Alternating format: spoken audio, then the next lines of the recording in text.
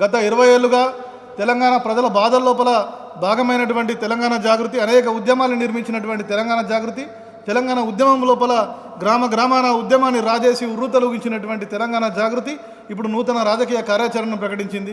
కవితక్క గారి అధ్యక్షతన ఒక కొత్త రాజకీయ శక్తిగా రూపొందించుకుంటూ ఉన్నది. ఏప్రిల్ 25వ తేదీన మునీరాబాద్లోని అద్వయ కన్వెన్షన్ లోపల జరిగేటటువంటి ఆవిర్భావ సభ ద్వారా ఒక నూతన రాజకీయ ప్రకటన కవితక్క గారు ఈ వేదిక మీద నుంచి చేయబోతా ఉన్నారు. ఈ రాష్ట్రం లోపల ఒక మహిళా ఆధ్వర్యం లోపల ఒక కొత్త రాజకీయ పార్టీ రాబోతా ఉన్నది.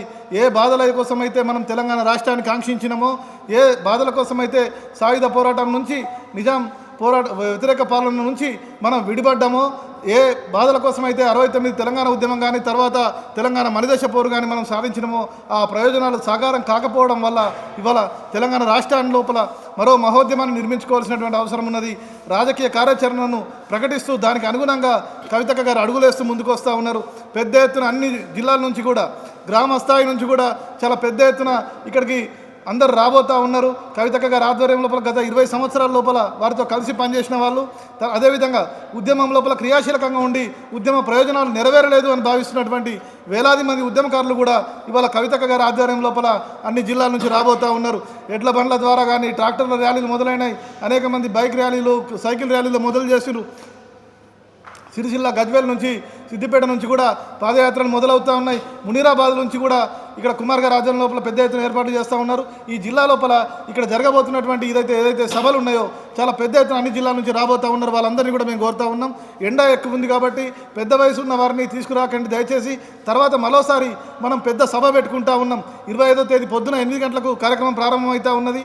టూ ఎర్లీ కాబట్టి చాలా తొందరగా మనం కార్యక్రమం ప్రారంభించుకుంటున్నాం కాబట్టి 10కి ముహూర్తం ఉంది కాబట్టి చాలా తక్కువ మందితో మనం ఈ సభ నిర్వహించుకుంటా ఉన్నాం.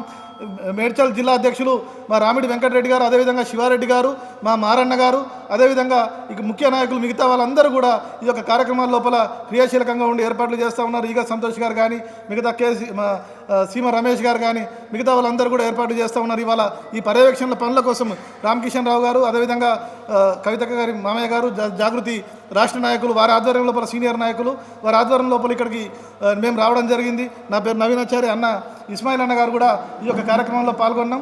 దయచేసి ఇక్కడ వచ్చే వాళ్ళందరికీ కూడా మేము సూచిస్తూ ఉన్నాం, పెద్ద వయసు ఉన్న వారిని మీతో తీసుకురాకండి. ఎందుకంటే ఎండలు ఎక్కువ ఉన్నాయి కాబట్టి ఇబ్బంది పడే అవకాశం ఉన్నది. కాబట్టి దయచేసి జాగ్రత్తలు తీసుకుంటారండి. నీళ్లు సఫిషియెంట్ వాటర్ మీతో పెట్టుకోండి.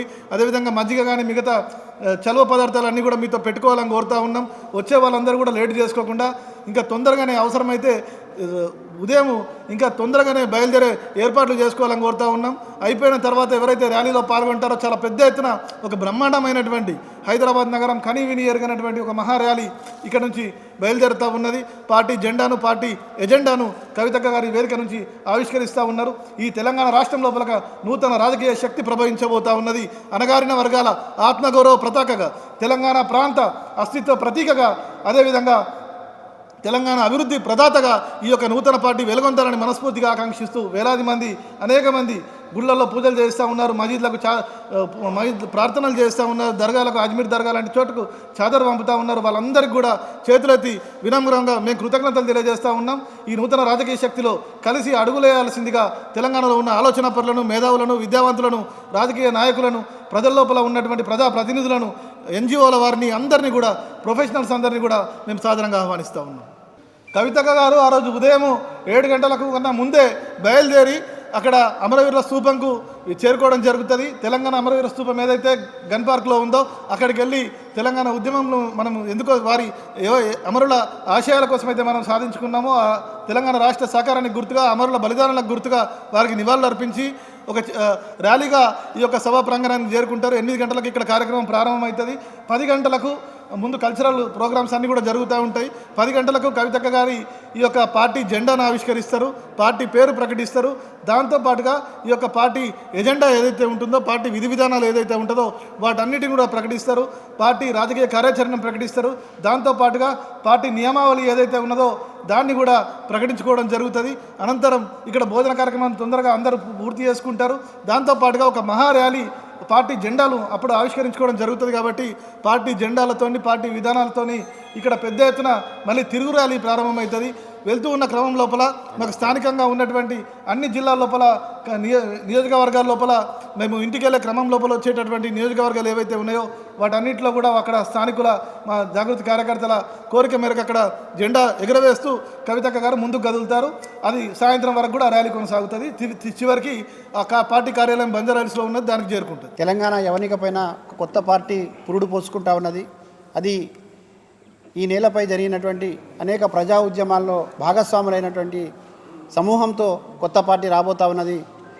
ఈ దేశం గర్వించదగ్గ నాయకురాలుగా ఉన్నటువంటి కల్వకుంట్ల కవితక్క నేతృత్వంలో వస్తున్నటువంటి ఈ రాజకీయ పార్టీ ఈ నెల 25న అద్వయ కన్వెన్షన్ హాల్ మునిరాబాద్లో జరుగుతూ ఉన్నది. ఈ సభ ఒక ప్రభంజనాన్ని సృష్టించబోతా ఉన్నది, ఒక చరిత్రను సృష్టించబోతా ఉన్నది. ఎందుకంటే ఇక్కడ స్వేచ్ఛ వెల్లివిరియాలని, ఇక్కడ ఈ ప్రాంతానికి స్వతంత్రం రావాలని కలలు కానీ ప్రాణాలు అర్పించినటువంటి అమరుల ఆకాంక్షలను అనుగుణంగా, అదేవిధంగా లక్షలాది మందిగా కదిలినటువంటి ఉద్యమకారుల ఆకాంక్షలకు అనుగుణంగా నడిచినటువంటి కవితక్క సమూహం ఇవాళ పుష్కర కాలంగా జరుగుతున్నటువంటి పరిణామాలని, పరిస్థితులను గమనించి ఇక్కడ ప్రజల ఆకాంక్షలు నెరవేరబడలేదని, ఈ ప్రాంత ప్రజలకు విముక్తి కలగలేదని భావించింది. కాబట్టి ఈ ప్రాంతం పూర్తిగా సంపూర్ణ తెలంగాణ దిశగా తీసుకువెళ్ళడం కోసం, సామాజిక తెలంగాణను సాధించడం కోసం, ఇక్కడ ఉన్నటువంటి సప్పండ వర్గాల ప్రయోజనాలను నెరవేర్చడం కోసం, మరీ ముఖ్యంగా ఇక్కడ మేమెంతో మాకంత వాటా అని కొట్లాడినటువంటి ప్రజల భాగస్వామ్యాన్ని ఇందులో చేయడం ద్వారా, సప్పండ వర్గాల నాయకత్వాన్ని తీసుకురావడం ద్వారా ఒక కొత్త తరహాలో రాజకీయం చేసేటటువంటి వేదికగా కొత్త పార్టీ రాబోతా ఉన్నది. కవితక్క నేతృత్వంలో వస్తున్నటువంటి ఈ రాజకీయ పార్టీని ఇప్పటికే తెలంగాణ ప్రాంతంలోని మారుమూల పల్లెల నుంచి కూడా అన్ని వర్గాల ప్రజలు ఆశీర్వాదం తెలియజేస్తూ ఉన్నారు. మేము విజ్ఞప్తి చేస్తూ ఉన్నాం, ఇవాళ కవితక్క పెట్టబోయేటటువంటి ఈ సభకు అందరూ వచ్చి కవితక్కను ఆశీర్వదించి, అదేవిధంగా మీ బిడ్డలుగా ఉన్నటువంటి సప్పండ వర్గాల నాయకత్వం ఇక్కడ ఉన్నది, వాళ్ళందరూ కూడా మీ ఆశీస్సులు అందించాలని, ఈ సభను జయప్రదం చేయాలని, ఈ దేశం గర్వించదగ్గ నాయకురాలుగా ఉన్నటువంటి కవితక్క పెట్టబోయే పార్టీ చరిత్ర సృష్టించబోయేటటువంటి ఈ చరిత్రలో మీ భాగస్వామ్యం కూడా ఉండాలని విజ్ఞప్తి చేస్తున్నాం. అందరికీ హృదయపూర్వకంగా ఇదే మా స్వాగతం.